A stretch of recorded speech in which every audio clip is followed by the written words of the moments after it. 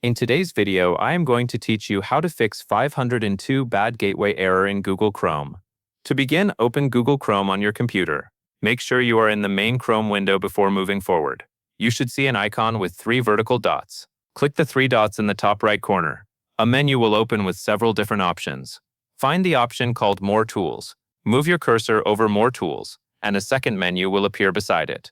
From the More Tools menu, click Clear Browsing Data. Now that the Clear Browsing Data window is open, look for the Time Range option near the top. It may be set to something like the last hour, the last 24 hours, or another shorter time period by default. For this fix, change the time range to All Time. Selecting All Time makes sure Chrome clears the stored cookies and cache from the full browsing history rather than only removing recent files. After choosing All Time, look at the checkboxes below the time range. You need to make sure that cookies and other site data is selected. Next, make sure Cached Images and Files is also selected. Chrome stores images, scripts, and other website files in the cache, so pages can load faster.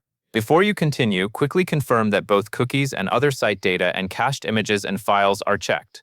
Also confirm that the time range is set to All Time. That covers everything you need to know.